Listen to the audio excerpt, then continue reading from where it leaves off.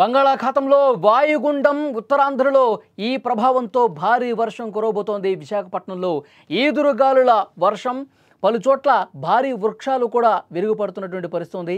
రోడ్లపైకి వరద నీరు వచ్చి చేరుతోంది. తీవ్ర వాయుగుండంగా బలపడే ఛాన్సే ఎక్కువ కనిపిస్తుంది.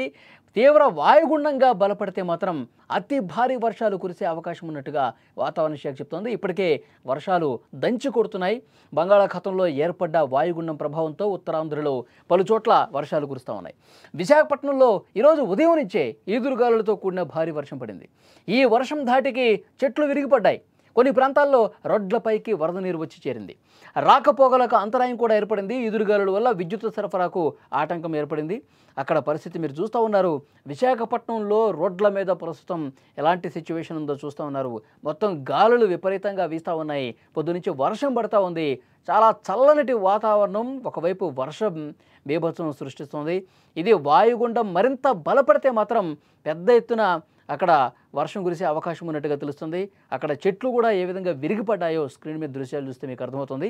ఈ వాయుగుండం ఉత్తర వాయువ్య దిశగా కదులుతూ తీవ్రమైనటువంటి వాయుగుండంగా బలపడే అవకాశం ఉందని వాతావరణ శాఖ అంచనా వేసింది. అధికారులు చెప్పేదాన్ని బట్టి ఈ తీవ్ర వాయుగుండం శుక్రవారం తెల్లవారుజామున తీరం దాటే అవకాశం ఉంది. దక్షిణ ఒడిశా, ఉత్తరాంధ్ర మధ్యలో గోపాల్పూర్, పరదీప్ పోర్టులకు సమీపంలో ఇది తీరం దాటొచ్చని చెప్తా ఉన్నారు. ఈ తీవ్ర వాయుగుండం ప్రభావం కేవలం ఉత్తరాంధ్ర మీదే కాదు, ఇంకా దక్షిణ కోస్తా జిల్లాల మీద కూడా ఈ ప్రభావం కనిపించే అవకాశం ఉంది. అక్కడ కూడా భారీ వర్షాలు కురిసే అవకాశం ఉందని చెప్తున్నారు. అత్యవసరమైతేనే బయటికి రండి, లేదంటే కనుక అందరూ కూడా ఇళ్లలోనే ఉండాలి, జాగ్రత్తలు తీసుకోండి అని మాత్రం అధికారులు చాలా స్పష్టంగా చేస్తున్నటువంటి పరిస్థితి ఉంది. విశాఖలో ఉదయం నుంచి కూడా వర్షం పడుతూనే ఉంది. ఇది భీకర వర్షాలుగా రూపాంతరం చెందే అవకాశం ఉంది. ఎందుకంటే వాయుగుండం ప్రస్తుతం ఆ ప్రభావంతో అక్కడ ఉత్తరాంధ్రతో పాటు విశాఖతో పాటు అక్కడ దక్షిణ కోస్తా జిల్లాల మీద కూడా ప్రభావం ఉంది. ఉదయం నుంచి వాతావరణంలో ఒక భారీ మార్పు కనిపిస్తోంది. గాలులు విపరీతంగా వీస్తూ ఉన్నాయి. గంటకి 50 నుంచి 70 కిలోమీటర్ల వేగంతో గాలులు వీచే పరిస్థితి కనిపిస్తుంది. అక్కడ చెట్లు ఏ విధంగా కూలిపోయాయో చూస్తూ ఉన్నారు. విద్యుత్తు అంతరాయం కూడా ఏర్పడినటువంటి పరిస్థితి ఉంది. చాలా ప్రాంతాలు అంధకారంలో ఉన్న పరిస్థితి. ఎందుకంటే విపరీతమైన గాలులు వీస్తున్నటువంటి సమయంలో, చెట్లు కూలిపోతున్న సమయంలో విద్యుత్ తీగలు తెగుబడే ప్రమాదం ఉంది. కాబట్టి చాలా చోట్ల విద్యుత్తు అంతరాయం అనేది ఏర్పడుతుంది. అక్కడ సెటరేట్ చేసే పని అధికారులు తీసుకోమన్నారు. కానీ ఈ గాలులు ఇంకా వీస్తానే ఉన్నాయి. వర్షాలు ఇంకా కురిసే అవకాశం ఉంది. రాబోయే 2 రోజుల పాటు జాగ్రత్తగా ఉండాల్సినటువంటి అవసరం ఉంది. తీవ్ర వాయుగుండంగా మారితే ఇది దక్షిణ కోస్తా జిల్లాల మీద కూడా, విశాఖపట్నం తర్వాత గోదావరి జిల్లాలు, కృష్ణా, గుంటూరు, ప్రకాశం, నెల్లూరు వరకు కూడా ఈ ప్రభావం ఉంటుందని చెప్తా ఉన్నారు. మత్స్యకారులు ఎవరూ కూడా వేటకు వెళ్ళొద్దని చెప్తున్నారు.